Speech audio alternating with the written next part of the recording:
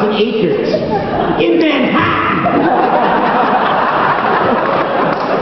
Yes, fabulous. That's what it's about.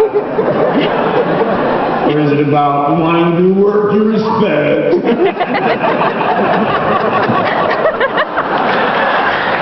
I'm sorry. You guys were great that you went along with that. The point is, I don't know how much those SCTV guys make. Joe Flaherty drove us here. Yeah.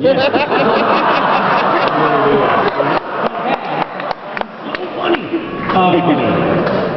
Didn't go in a direct line. The fourth time that I paneled for you, you said something that I will never forget, which was when the band, after my segment, you leaned over and you went, and then Tyler comes out and your fat ass over. I never forgotten that. I lived my career by that.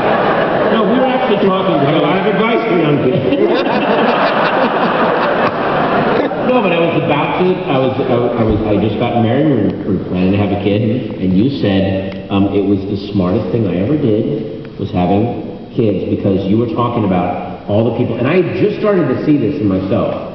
And again, I'm just going to tie this back into what you're talking about. Working on things that you believe in, which is if you just devote your life to your career and just the show and just your ratings and just your paycheck. You will get, you said this to me, you will reach the end of your life and you'll be so angry. You'll look back and you'll say, I did not enjoy a second of that. Because I was looking at, well, I'm making this much this year, I better make double that next year, and my ratings, it's that whole, you were about to start expanding your kind of canvas a little bit of, I want a life that is as rich and deep as what I'm trying to create. And again, I've just seen that in so many, again, comedians that you have inspired, people like Louis C.K. and to an extent me and Stephen Colbert. You are seeing someone that loves comedy, loves being creative, but is trying to embrace a full life along with it. And I'm just saying, I'm just letting you know, that steered me away from a lot of really bad paths that I could have gone down at that time.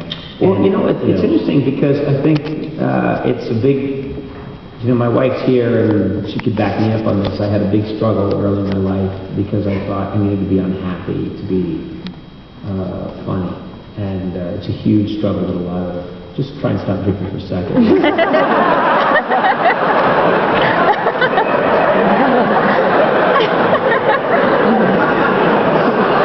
I'm sharing this with the most profound shit I know.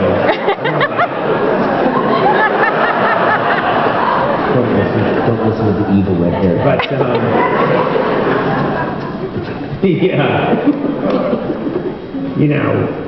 everyone's got their own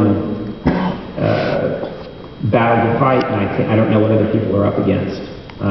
But you get to a certain point where you think that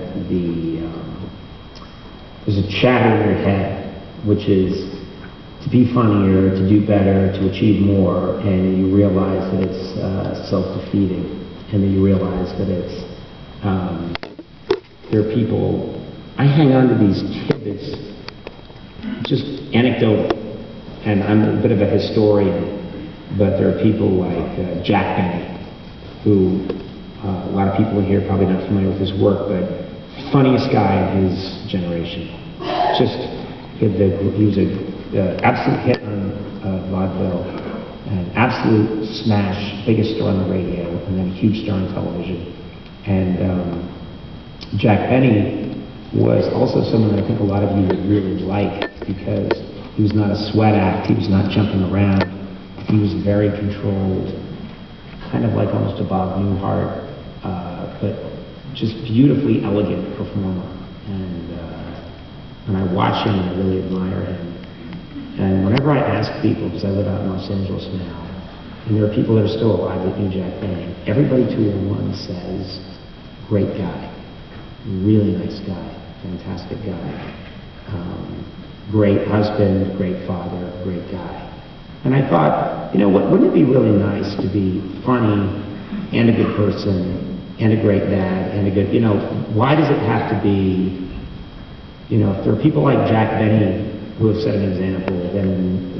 And a bunch of years ago, I think it was in 1999, I got this Jack Benny Award that meant a lot to me because it was an award that was through his family, and he was the performer who I'd always heard was a really decent person, and I thought, there's this thing where your comedy and your morality and your sense of what's the right thing to do are all interconnected. And not for everybody, because there are comedians I absolutely love who might not be the greatest people in the world. And I don't judge them in that, because their talent's not connected to their morality. And that's just the way it is. Picasso was amazing. I don't know that he was the greatest guy to be married to. Doesn't mean I don't want to own a Picasso. So I'm trying to be careful about drawing a line. But to me, it was always felt like, wouldn't it be neat if you could have that hat trick of being a decent person and but also doing work that inspired people and also trying to help other people. Because my goal has always been and still is, I want the people that I helped out, I want to work for them someday. I'm not even kidding, I don't have an ego about that. If Patton is the biggest star in the world someday, which he deserves to be, and he gives me a bit part in one of his movies or one of the things he's doing, or Louis C.K., or any of, Amy Poehler, or any of the thousands of other people that I've encountered along the way, or one of my writers, or anybody who's worked with me as a bit performer, and then when they help me out later on, when my time is done, that's fantastic. I don't have an ego about that. I think that would be absolutely amazing. I think ego is the one thing that gets in the way so much of doing. It's great because it propels you to do the good work, and then it prevents you, it destroys you, because you want to prevent other people from doing good work. You're jealous of other people. You're mad that you didn't get the recognition you thought you deserved. You get older, you get bitter. I think, wouldn't it be great if you could, use the ego for the good part and then cut it out for the bad part? Do you know what I mean?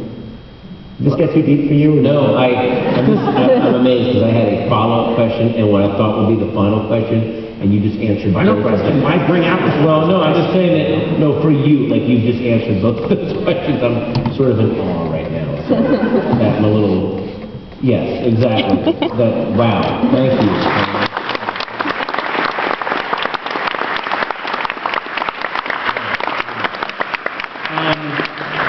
That was so,